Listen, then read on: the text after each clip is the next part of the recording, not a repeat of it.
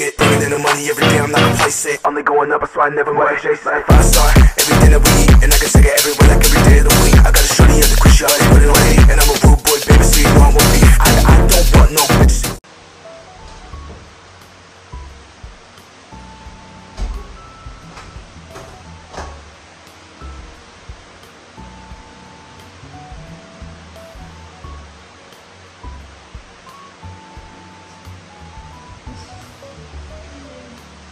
Yo, what's up mga boss? So ayan, isang magandang umaga sa inyong lahat. Namiss niyo ba ako? May nakamiss ba sa akin? Hey! Aluwag! Hey! Hey! So ayan guys, ano nga bang update ngayon no, sa paglipat namin sa bahay na to? So actually, halos 2 weeks na kami nandito. 2 weeks na diba? Tama? Tama, mga 2 weeks na kami nandito guys. So, syempre, i-update ko kayo, sabi ko sa inyo, di ba? Kung ano yung mga nangyari dito sa bahay. Kung ano yung mga nadagdag. Kagaya ng mga previous vlog ko. No? Kung napapanood nyo. Okay? So, bago natin simulan guys, balikan muna natin yung March 9 and 10 natin. So, ano nga bang ganap ng March 9 and 10? So, tara. Let's go. Yo, isang magandang umaga po sa inyo lahat mga bossing. Alright, so ngayong araw na to is, ngayon na po yung araw na lilipat kami ng bahay. Totally guys. So, for good na talaga. Kumbaga, hindi na kami babalik dito. Hindi naman, joke lang.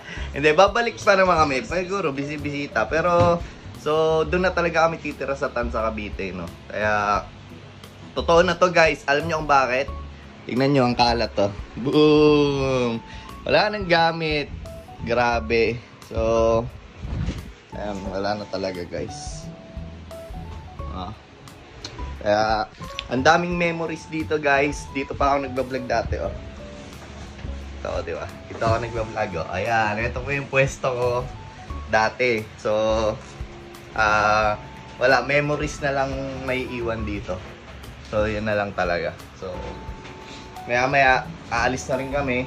Inaantay ko lang yung daddy ko dun. Kasi para may magre-receive ng gamit. Ipapalalamog ko na lang siya. No? So, ayun lang guys. Ipapaalam lang ako sa inyo guys, yung mga kapitbahay ko. No? Maraming salamat sa mga kaibigan ko. So, kagabi, no? Sa mga nagpunta, thank you so much guys. Kita-kits tayo. And, syempre, yung mga magulang ko. Kala mo talaga eh. Hindi, susunod naman sila doon. Tapos itong isa, tingnan nyo, nag-aabang ng pagkain. Ayan o. Ayan o. Oh, paano ka uuwi sa Tanza? Hindi, lalagay namin siya sa bag carrier. Ayan. So, binili lang namin sa Shopee. Ayan. So, yun lang guys. Maraming salamat.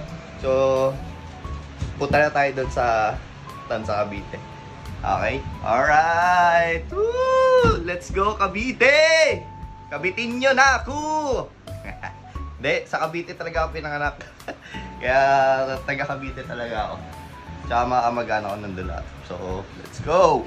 Woo! Ayun, so iangkas na namin guys, mga boss. Yung mga gamit namin. As in, puno tong truck na to. Ang konti lang ng gamit namin, pero napuno itong truck na to. Yung truck naman na to, hindi naman siya yung talagang totaling truck na malaking malaki. So, sakto ang truck lang siya. So, at least, tama yung yung sakay natin. Ayan. Alright, kita-kits na lang doon, sa kabila. So guys, mga boss, may mag-aakot na ng mga kalat natin. Ayan, mababawasan na yung kalat. Ayan sila, na-kontrata natin sila ng medyo mas mababa sa iba. Alright, nice. So, okay, pakakot ko muna ito mga bossing. So, ayan mga boss. So, nabalikan natin yung March 9 and 10, no? Alright. So, ayan, nagpaalam lang ako sa mga kapitbahay ko, sa mga kaibigan ko.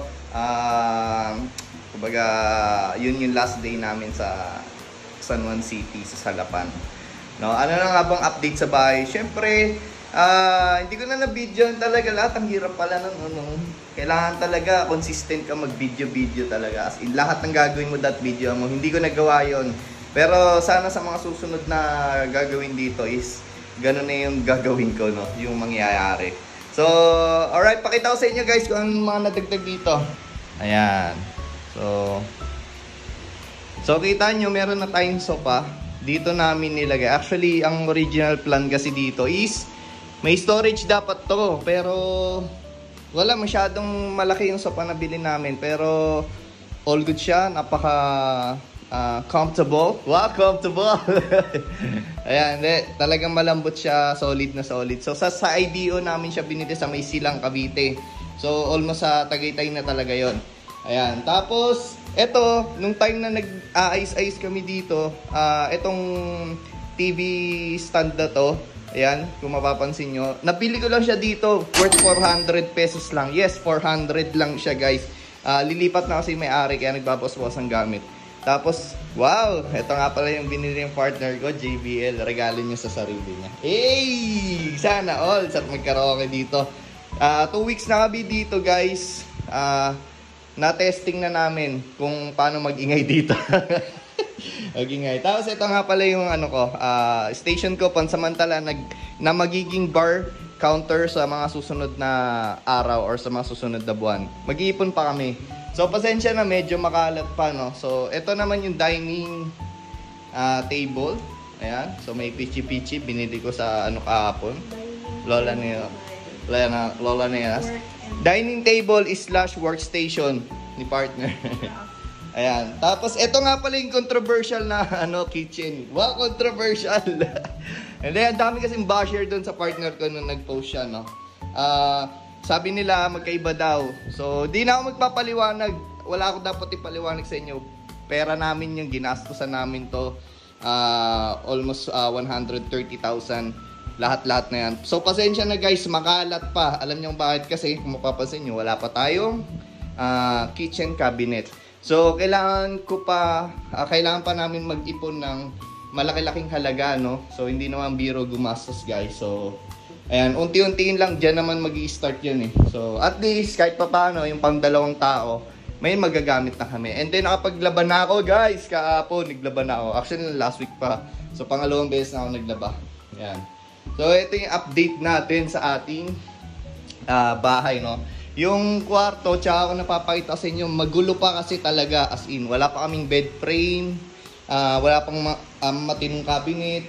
Yung cabinet namin to, yung Durabox lang na pipitsugi. Wow, pipitsugi. Mahal na din yun, ha? Nasa 3K plus na rin yun.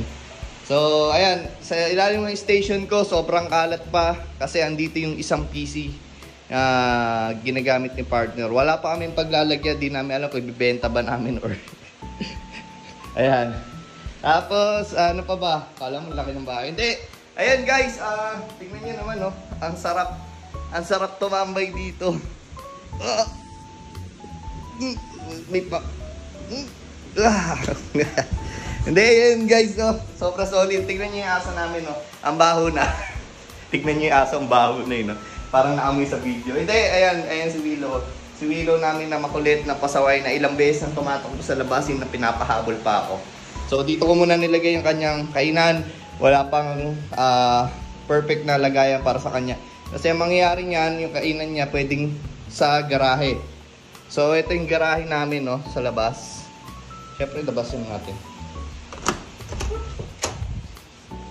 Ayan, so ito yung garahe guys. Alright. May mga gumagawa pa dito sa harapan namin. Ito, nagpag-build ng kapitbahay namin.